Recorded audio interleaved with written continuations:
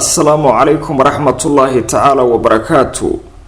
halkani waa shabakada wararka ee Garaad TV qodobada aad xilligan daawan doontaan waxa kamid ah Itoobiya oo war ka soo saaray go'aanka ay dawladda Soomaaliya ku soo ceyrisay safiirkeedii u fadhiyay magaalada Muqdisho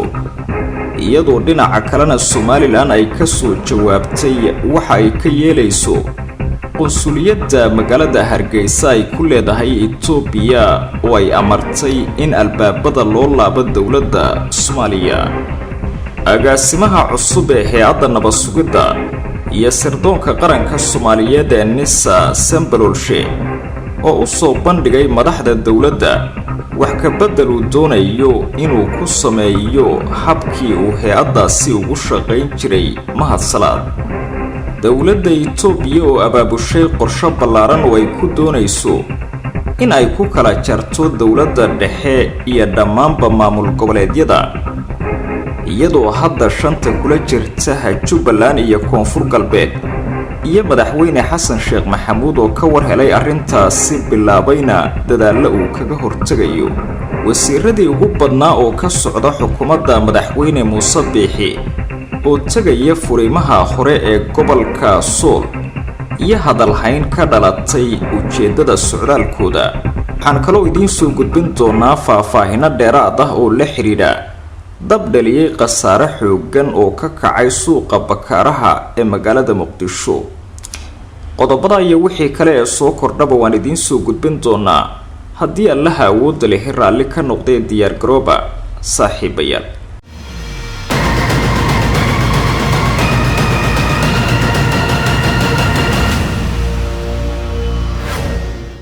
isku soo laabashaha boon mar kale halkani waa Garaad TV xasuusnow haddii aad joogtid xilliga salaada soo guda waajibka alle ee ku saaran dibna ugu soo laabo daawashada muuqaalkan ogeysiis muhiim ah ma doonaysaa barashada quraanka kariimka oo gaar ah dumarka iyo carruurta oo ay dhigayaan macallimiin dumar ah oo khibrad sare leh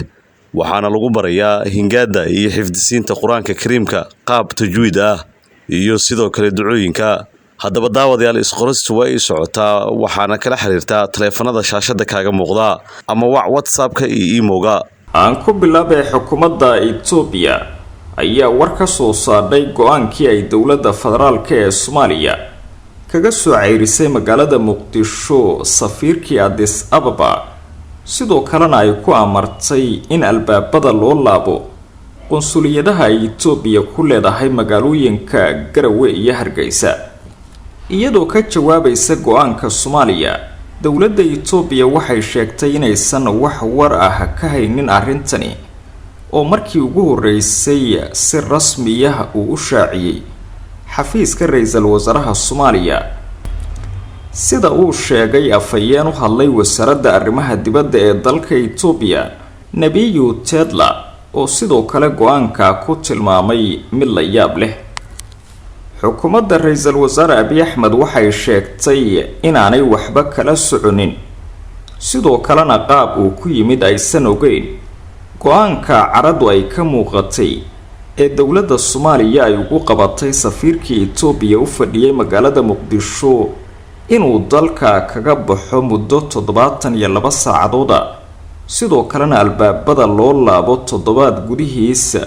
qonsuliyadaha Itoobiya ee ka kala furan magaalooyinka Garowe iyo Hargeysa dhinaca kale xukuumadda Somaliland ayaa markii ugu horeysay waxay ka hadashay qaraarka dawladda federaalka ee Soomaaliya ee ka dhanka ah Itoobiya iyadoo si jees ah kaga jawaabtay xirista qonsuliyadda Itoobiya ay ku leedahay Hargeysa Somaliland ayaa sheegtay in dawladda federaalka ee Soomaaliya aysan awood u lahayn inay xirto qonsuliyadda Itoobiya ay ku leedahay magaalada Hargeysa ee caasimadda Somaliland wasaaradda arrimaha dibadda ee Somaliland ayaa waxay sheegtay in ay go'aamada ka soo baxay golaha wasiirada ee Soomaaliya marnaba saameyn ku yeelan doonin Somaliland oo iyadu ku dooda inay tahay dal madax bannaan inkastoo taas aan caalamku u aqoonsanayn wasiir ku-xigeenka wasaaradda arrimaha dibadda ee Somaliland Marwarooda Jaamac Cilmi ayaa sidoo kale waxay sheegtay in qunsuliyadda Itoobiya ee Hargeysa aysan markii hore ku imaanin go'aan ka yimid dowladda Soomaaliya haddana aan lagu xiri doonin go'aan iyada ka soo baxa go'aankaas qaraarka golaha wasiirada Soomaaliya go'aan quseeye inaga ma ahan haddaynu nahay Somaliland wax inaga meel inoo yaallo oo saameyn nagu leh marnaba ma ahan laba dal oo kala madax bannaan ayaynu nahay marka taasi inaga inooma taalo ayay tiri gabadhaasi ka tirsan wasaaradda arrimaha dibadda waxay intaasi ku dartay markii la furayay xafiiska Itoobiya ee Hargeysa lagama talagelin dowladda Soomaaliya imikana waxba kama ay bedeli karto sida ay hadalka u dhigtay sidoo kale waxay sheegtay in go'aamada kale ee xitaa ka soo bixi doona golaha wasiirada Soomaaliya ee la xiriiray is-afgaradkii ay Somaliland iyo Itoobiya ku gaareen Addis Ababa in aysan wax saameyn ka yeelan doonin gudaha Somaliland go'aamada kale ee soo socdana wax saameyn ah nagu yeelan maayaan waxa hubaal ah in ay riyoodeen golaha wasiirada Soomaaliya sida ay hadalka u dhigtay haweeneydaasi dowladda Soomaaliya ayaa Khamiistii qaaday tallaabadii ugu cuslayd oo ka dhana xadgudubka Itoobiya ay ku hayso madax bannaanida iyo wadajirka ummadda Soomaaliyeed iyadoo waddanka ka cayrisay diblomaasiyiinta Itoobiya isla markaana amartay in la xiro laba qunsuliyadood oo ka kala furan Hargeysa iyo Garowe dowladda ayaana u qabatay muddo 72 saacadood safiirka Itoobiya Mukhtaar Maxamed Waare in uu kaga ambabaxo magaalada Muqdisho iyadoo sidoo kalena labada qunsuliyadood ee Hargeysa iyo Garowe u qabatay muddo 7 ah in iyagana albaabada loo laabo sidoo kale waxaa lagu yiri diblomaasiyiinta iyo shaqaalaha dowladda Itoobiya uga howlgala labada qunsuliyadood ee ka kala furan Hargeysa iyo Garowe waa in ay waddanka kaga dhamaadaan iyaguna 7 gudihiisa shabakada wararka ee Garaa TV ayaa toos nooga dheehanaysaan agaasimaha la magacaabay ee hay'adda nabad sugidda iyo sirdoonka qaranka Soomaaliyeed ee NISA Cabdullaahi Maxamed Cali Sambalolshe ayaa la wadaagay hoggaanka sare ee dowladda Soomaaliya oo ugu horeeyay madaxweyne Xasan Sheekh Maxamuud in uu wato qorshe gaar ah oo uu arkayo in lagu hormarinayo xasilinta caasimadda Muqdisho iyo ka hortagidda falalka argagixisada iyo nidaamyada howlgallada iyo baarista ee hay'adda NISA ay ka samayso gudaha Soomaaliya kuwaasoo uu aaminsan yahay inay wax badan ka bedeli doonaan amniga dalka maadaama uu khibrad dheeraad ah u leeyahay shaqada nabad sugidda Sambalolshe waxa uu ku sheegay qorshahani mid uu wax kaga bedelayo qaab dhismeedka hay'adda iyo habka howlgalladeeda ee uu ku shaqeynayay Mahad Maxamed Salaad taa oo dadejin karta isbeddello ku yimaada saraakiisha gudaha ee NISA iyo laamaha kale ee amniga sida uu la wadaagay madaxweyne Xasan Sheekh Maxamuud agaasime Sambalolshe wada tashiye la xiriira qorshaha uu la yimid Sambalolshe oo magacaabistiisa ay ka dhigtay mid ka mid ah saraakiisha waqtiga ugu badan loo magacaabay hay'adda nabad sugidda iyo sirdoonka qaranka isla markaana qabanaya jagadani markii saddexaad ayaa doodaha waxay bilaabanayaan marka laga soo laabto Ciidul Fidriga xilliga oo loo magacaabi karo wasiirka amniga gudaha oo ay hay'adani hoos tagto sida ay sheegeen saraakiil la socda qorshaha cusub ee Sambalolshe uu ku doonayo inuu hadda ku hogaamiyo hay'adda nabad sugidda iyo sirdoonka qaranka Soomaaliyeed ee NISA Mahad Maxamed Salaad oo xilkani loo dhiibay sanadkii 2022 markii la doortay madaxweyne Xasan Sheekh Maxamuud kadib ayaa horay isbeddello waaweyn ugu sameeyay hay'adda nabad sugidda iyo sirdoonka qaranka isagoo baarlamanka ka meel mariyay xeerar rasmi ah oo ay yeelatay hay'addaasi dhowr iyo 50 sannadood kadib markii la aasaasay. Mahad Maxamed Salaad ayaana aad loogu ammaanay muddadii uu joogay shaqada hay'adda nabad sugidda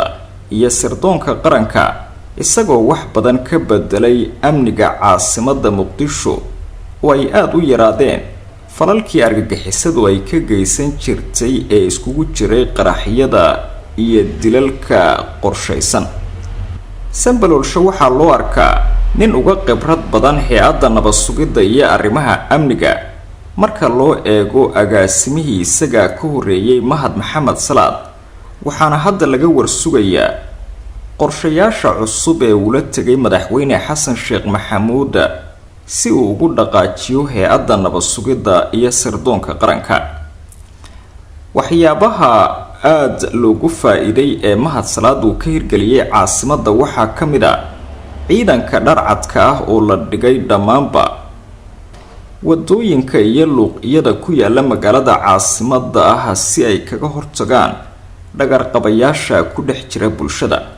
Dowladda Itoobiya ayaa bilowday qorshe halis ah oo ay ku kala jarayso dowladda dhexe ee Soomaaliya iyo dhammaan maamul goboleedyada xubnaha ka, iyadoo hadda ay muuqanayso in qayb ka mid ah qorshahaasi ay ku guuleysatay. Itoobiya oo xiisada xooggan ay kala dhaxaysay Soomaaliya tan iyo horaantii sanadkani markii ay heshiiska sharci darrada ah la gashay Somaliland, isla markaana ay banaanka soo dhigatay damaca waalida ah ee ay ku raadinayso qayb ka mid ah biyaha Soomaaliya, waxay hadda bilowday qorshe kale oo halistiisa leh kaasoo ay ku kala fogeynayso maamul goboleedyada iyo dowladda dhexe. Itoobiya oo ka faa'iideysanaysa cilaaqaadka hoose ee madaxweyne Xasan Sheekh Maxamuud iyo qaar ka mid ah maamul goboleedyada ayaa maalmihii la soo dhaafay si weyn ugu mashquulsanay inay xiriir toos ah oo u dhigma heer qaran la yeelato dhammaanba maamul goboleedyada ka jira gudaha waddanka. Dhinacyada ay sida weyn ugu mashquulsanayd Itoobiya waxaa ka mid ahaa Puntland, Jubbaland iyo Koonfur Galbeed, waxayna qaaday Itoobiya tallaabo u muuqata faragelin weyn oo ku soo aaday xilli xasaasiya oo labada dal uu khilaaf xooggan ka dhaxeeyo kadib markii magaalada Addis Ababa ay heshiis ku kala saxiixdeen dowladda Itoobiya iyo maamul goboleedka Puntland oo ka mid ah maamulada hoostaga dowladda dhexe ee Soomaaliya. Addis Ababa si ay culayska ugu sii badiso madaxweyne Xasan Sheekh Maxamuud waxaa fariinta heshiiska lagu baahiyay bogga rasmiga ah ee wasaaradda arrimaha dibadda. Dhinaca Itoobiya waxaa heshiiska u galay wasiiru dowlaha wasaaradda arrimaha dibadda, halka dhanka Puntland uu u galay wasiirka maaliyadda. Labada dhinac waxay sheegeen inay iska kaashanayaan dhinacyada ganacsiga, maalgashiga, iskaashiga tamarta iyo mashaariicda kaabayaasha dhaqaalaha. Itoobiyana waxay sheegtay inay xiriir soo jireen ah la leedahay Puntland, haddana ay sii xoojin doonto. Muddo ku dhow 2 sannadood waxaa khilaaf ka dhex taagnaa dowladda dhexe iyo maamulka Puntland, laakiin maamulka uu Siciidani hogaamiyo ayaa dhowaan ku dhawaaqay inay aqoonsigii iyo kalsoonidii kala laabteen dowladda dhexe kadib markii baarlamaanku ay meel mariyeen wax ka beddelka dastuurka oo ay ka soo horjeeday. waxaa kale oo ay sheegeen inay u dhaqmi doonaan sida dowlad madax bannaan oo dhammaystiran. tallaabada ay qaaday Addis Ababa ayaana dadka qaar waxay u fasirteen in Itoobiya jaanis noocani oo kale ah ay horay u raadinaysay maadaama ay xurgufi kala dhaxayso Soomaaliya. Itoobiya oo hadda ku guuleysatay qorshaheeda Puntland oo la sheegay xitaa inay horay qayb uga ahayd khilaafka Siciidani kala dhaxeeyay dowladda Muqdisho, ayaa hadda waxay shanta kula jirtaa maamulada Koonfur Galbeed iyo Jubbaland, iyadoo ku dadaalaysa inay ku qanciso in iyaguna ay xiriir toos ah la yeeshaan Itoobiya kana soo go'aan dowladda dhexe ee Soomaaliya. inkastoo ay adag tahay in qorshahaasi si fudud lagu marsiiyo madaxweynaha Jubbaland Axmed Maxamed Islaan Axmed Madoobe oo xiriir wanaagsan hadda la leh dowladda Xasan Sheekh Maxamuud, haddana waxaa la aaminsan yahay inuu arrintaasi u jilicsan yahay madaxweynaha koonfur galbeed Laftagareen oo isagu ku andacoodaha inay amnigiisa gacanta ku hayaan ciidamada Itoobiya ayaana hadda si weyn u tashkiilinaysa madaxweynaha koonfur galbeed Cabdicasiis Xasan Maxamed Laftagareen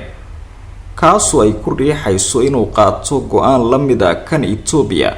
isla markaana uu tago magaalada Addis Ababa heshiisna la galo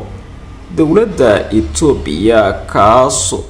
oo quseeya xiriir toos ah oo dhexmara koonfur galbeed iyo Itoobiya. madaxweyne xasan sheekh maxamuud oo hadda arrintani ka warhelay ayaa dadaal xoogan ku bixinaya sidii uu u burburin lahaa qorshaha ay amaamudayso Itoobiya ee la xiriira inay kala fogeyso maamul goboleedyada iyo dowladda dhexe halka dhinaca kalena uu doonayo in uu faraacidiyale kaga soo dhigo maamul goboleedka Puntland. labada wadan ee Itoobiya iyo Soomaaliya ayaa xiisad culus dhex taalay tan iyo 1 bishii Janaayo ee sanadkani markaasoo Itoobiya heshiis baadila la gashay Somaliland kaasoo la xiriiray qayb ka mid ah biyo-badeedka gobolada waqooyi ee Soomaaliya. Muqdisho marna xiriirka uma jarin Addis Ababa intii ay xiisadaasi taagneyd balse qamiistii ayay qaaday tallaabadii ugu cuslayd ee ka dhana xadgudubka Itoobiya iyadoo wadanka ka cayrisay safiirkii Muqdisho u fadhiyay Mukhtaar Maxamed Ware sidoo kalena amartay in albaabada loo laabo qunsuliyadaha kale ee Itoobiya ay ku leedahay gudaha Soomaaliya. dowladda madaxweyne xasan sheekh maxamuud waxaa kale oo talo degdeg ah ay uga baahan tahay sidii ay uga hortagi lahayd wadahadallada Itoobiya kula jirto xilligani maamulada kale ee dalka si aanay mar kale Itoobiya ugu guuleysan qorshaheeda. si kastaba Soomaaliya ayaa xilligani wajahaysa waqti adag oo gudaheeda oo aan la inkiri karin mar walbana waa wax la filan karay in ay dalalka dariska ahi ka faa'iideystaan khilaafka u dhaxeeya Soomaalida dhexdeeda. wasiiradii ugu badnaa oo ka tirsan xukuumadda Somaliland ayaa saacadihii ugu dambeeyay si weyn loo hadal hayaa inay safar ku tagayaan magaalada Og oo imika ah furinta ugu shisheeysa ee Somaliland xilli jiid hore ay isku horfadhiyaan labada ciidan ee Somaliland iyo Khaatumo. xogaha soo baxaya ayaa tibaaxaya in wasiiradani ay kulan la qaadanayaan saraakiisha iyo askarta jiidaasi ku sugan waxaana safarkani amray madaxweyne Muuse Biixi. ujeedada wasiiradani ayaa ah sidii ay ula hadli lahaayeen askar laga cabsi qabo in ay ka soo goostaan ciidamada kana soo jeeda beelaha Garxajis iyo Habar Jaclo iyagoo ka cabanaya cadaalad darro iyo mushaar la'aan iyo in askar badan la iska xiray sabab la'aan. wafdiga wasiirada ah ee tagaya jiida hore ka hor ciida ayaa kala ah wasiirka arrimaha gudaha, wasiirka maaliyadda, wasiirka xanaanada xoolaha, wasiirka horumarinta reer miyiga, wasiirka deegaanka, wasiirka waxbarashada, wasiirka gaashaandhigga, gudoomiyaha hay'adda ka hortagga masiibooyinka iyo aanfooyinka qaranka iyo oo ay wehliyaan xildhibaano. waa markii ugu horeysay ee tan iyo wixii ka dambeeyay 25 Agoosto markii Somaliland laga soo saaray laascaanood ay wasiiro tiradaasi la eg tagaan furimaha hore ee gobolka Sool. waxaana si weyn Somaliland looga hadal hayaa safarkani wasiirada iyo wararka soo baxaya ee la xiriira jiida hore. waxaase laga cabsi qabaa in dagaal kale uu dhaco xilli marar kala duwan tuur ka dhacay deegaanada ay isku horfadhiyaan labada ciidan ee Somaliland iyo Khaatumo. aan u gudbo wararka kale ee dab xoogan ayaa ka kacay suuqa ugu weyn Soomaaliya ee Bakaaraha kaasoo dhaca magaalada caasimadda ah ee Muqdisho. dabkani ayaa waxa uu si gaar ah uga kacay qaybta loo yaqaano dahablaha waxaana la sheegay in dabka uu xawli ku socday una ku sii fiday qaybo kale oo ka mid ah suuqa si dhaqso leh. lama oga ilaa haatan waxa sababay dabkaasi uu dhaliyay khasaare baaxad leh sida wararku ay sheegeen. ilaa 50 dukaan iyo hantidii taalay ayaa la sheegay inay ku burburtay dabkaasi xooggan ee ka kacay suuqa ugu weyn geeska Afrika ee la yiraahdo Bakaro kaasoo ku yaala magaalada caasimadda u ah dalka ee Muqdisho. wararkii ugu dambeeyay Soomaalida waa naga inta nabadgelyo.